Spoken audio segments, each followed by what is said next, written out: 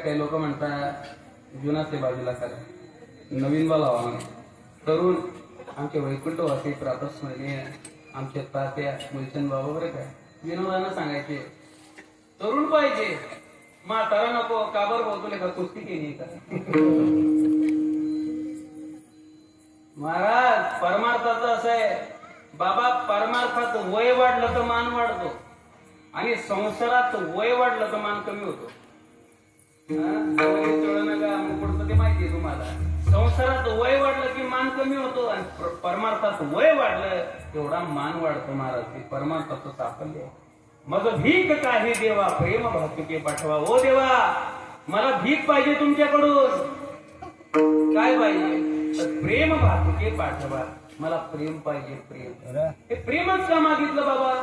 तर प्रेमाचं एवढं मोठं सामर्थ्य आहे. हे प्रेम जर आपल्या हृदयामध्ये असेल, हे भक्तीचं प्रेम बरं का, हे भक्तीचं प्रेम जर हृदयामध्ये असेल तर शबरी मातेची उष्टी मोरं असली तरी भगवान परमात्मा मोठ्या आवडीनं खातात. महाराज हे प्रेमाची किंमत आहे. विठ्ठल विठ्ठल.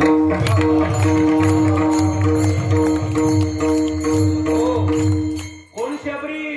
तुम्ही 1000 वेळा शबरी मातेचं चरित्र ऐकलं असेल, पण पुन्हा एकदा ऐका, फार गोड आहे, आवडेल तुम्हाला शबरी मातेचं चरित्र. कोण शबरी? अरे जिचं उद्या लग्न होणार ते रात्री घरातून निघाली बाबा. रात्री घरातून काय गेली तर तिच्या लग्नामध्ये असंख्य बळी दिले जाणार होते. जो कोणी जनावर सापडेल त्याला धरायचं नाही का गुहेत कोंडायचं. बरेच दिवस असा कार्यक्रम राबवला. जनावरांना कुठं कोंडायचं? गुहेत.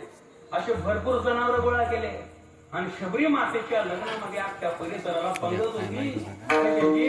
खिचडीची नाही, त्या जनावरांची. अख्ख्या परिसराला शबरी मातेला हे सहन झालं नाही. याला म्हणतात लग्न. असं लग्न असेल मी नाही करत. माझ्यामुळे एवढे प्राणी मरतील की दया होती माझ्या हृदयामध्ये.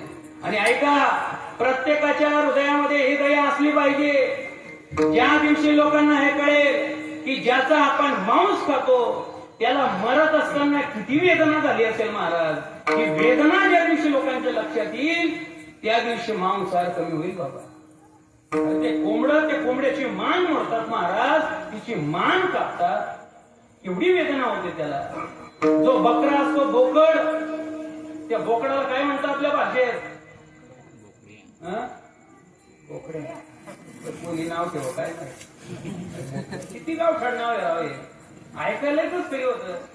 कोणी नाव ठेवलं आणि पुन्हा ते बघा आपल्याकडे चपाती चुरतात, त्याच्यावर लोणचं टाकतात, लाल मिरची टाकतात, काही लोक शेंगदाणे टाकतात, कांदा चिरून टाकतात, त्याच्यात टाकतात, काही कोथिंबीर टाकतात, शेंगदाण्याचं तेल टाकतात आणि असा लाल काला बनवतात. त्याला काय म्हणतात?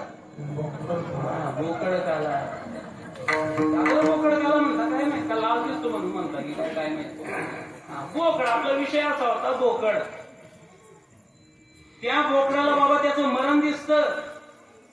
ज्याप्रमाणे कुत्र्याला यम दिसतात त्या बोकडाला कळतं. शार्प असतात महाराज ते. कळतं आपल्यालाही मारणार. रडतं महाराज, रडतं ते. त्याच्यासमोर 4 बोकड कट करतात तलवारीनं आणि 5वा नंबर त्याचा आहे. विचार करतो आता आपलाच नंबर आहे. भली मोठी तलवार असते महाराज, एका तलवारीनं महाराज त्याचं मुंडकं उडवतात, हातपाय झटकतो, जीवाचा आकांत होतो महाराज. आणि अशा प्राण्याचा मांस आपण खातो. सांगा किती कल्याण होणारे जीवनात? आयुष्यात होऊ शकत नाही. जोपर्यंत तुमचे मागचं केलेलं कर्म चांगलं आहे तोपर्यंत दिवस चांगले आहेत. आणि एकदा की पाप सुरू झालं लागली मग 7.5 महाराज. मांसाहार चांगली गोष्ट नाही. ज्याचा आपण मांस खातो त्याच्या अंगावर जेवढी छिद्र असेल तेवढ्या 1000 वर्षांपर्यंत त्या योनीत जन्माला जावं लागतं. हे शास्त्रात दिलं ते सांगतो बरं का? शास्त्रात दिलं ते सांगतो महाराज. अरे मरणारा प्राणी त्याला बोलता येत नाही महाराज. माना की बेजुबा हूं, हिंदी करते सर्वांना. माना की बेजुबा हूं पर दिल तो मेरे पास है. राय बंदे जीने की मुझको आस है. जो है तेरा खुदा वही मेरा खुदा. फिर किससे कहूँ है मुझसे जुदा. ये तेरे लिए ही खास है. अरे ज्या देवाने तुम्हाला बनवलं त्या देवाने आम्हाला देखील बनवलं. तो प्राणी विचार करतो महाराज. अरे मला बोलता येत नाही पण तुझ्या हृदयामध्ये जो परमात्मा आहे तोच परमात्मा माझ्याही हृदयामध्ये महाराज. ज्या दिवशी आता मांसाहार करणारे लोक वाईट असतात असं मी म्हणत नाही. किती श्रद्धाळू काही काही चांगले लोक असतात बाबा. आम्ही आता कीर्तनासाठी बाहेर जातो, लोकांनी पंक्ती घेतलेल्या असतात. आम्हाला काय माहिती होतं समर्थ माळकरी आहे की नाही म्हणून. आम्हाला नाही माहिती. मुकाट्यानं खावं लागतं, डोळे बंद करून खावं लागतं, देवाचं नाव घ्यावं लागतं. अशी चौकशी करता येत नाही ज्याला पंगत दिली तो माळकरी का म्हणून. पण महाराज काय काय एवढी श्रद्धाळू असतात. गळ्यात माळ नसते पण अंतःकरणात तेवढी श्रद्धा असते महाराज. त्यांना परंपरागतपणे सांगितलं नाही, त्यांच्या घराण्यात खात आले म्हणून ते वाईट असतं असं नाही. पण ज्यांना कळाला मांसाहार पाप आहे त्यांनी कृपया त्याग करा. अरे व्हेजिटेबल याच्यामध्ये देखील महाराज विटॅमिन्स भेटतात ना आपल्याला. किती देवाने निर्माण केला त्याच्याकरता मांसच खाल्लं पाहिजे का? किती याच्यातून भेटतो महाराज. माझी विनंती आहे म्हणून ज्याच्या अंतःकरणामध्ये ही दया निर्माण झाली तो मांस खाऊ शकत नाही. शबरी मातेला सहन झालं नाही बाबा. याला म्हणतात लग्न. असं लग्न मला नाही करायचं. निघाले बाबा घरातून. जिकडं पावलं जातील तिकडं पडत सुटली. शेवटी मातंग मुनींचा आश्रम लागला. तिथं मात्र स्थिर झाली. विठ्ठल विठ्ठल.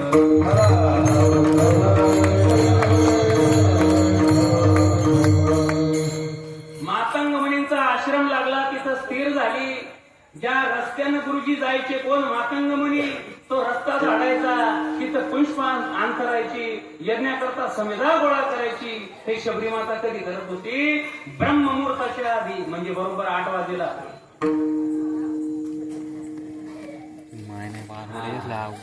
येतंय तुमच्या लक्षात काय बोल म्हणतात. उठ म्हणता बा कीर्तनकार मार उठी संजय. बैल दूध देतो का?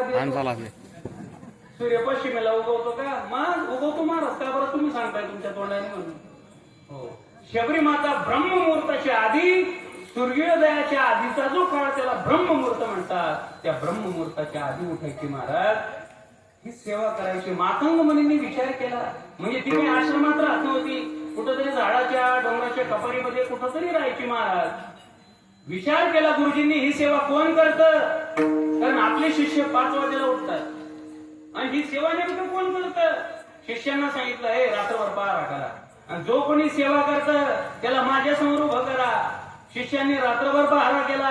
शबरी मातेला पकडलं. मातंग मुनींच्या समोर उभं केलं आणि ज्या वेळेला तो शबरी मातेचा दिव्य चेहरा महाराज त्या मातंग मुनींनी पाहिला. अंतःकरण गदगद झालं महाराज. ही शबरी म्हणजे कोणी सामान्य नाही.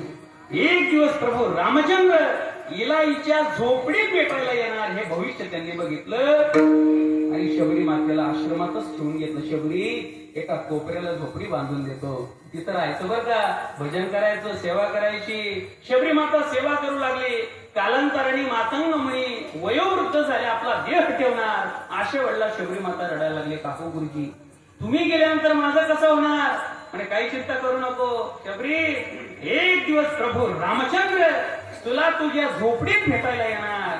आणि महाराज एका वाक्यावर शबरी मातेने विश्वास टाकला आणि आयुष्यभर महाराज देवाची वाट पाहिली. कोण होती शबरी? तर भिलनी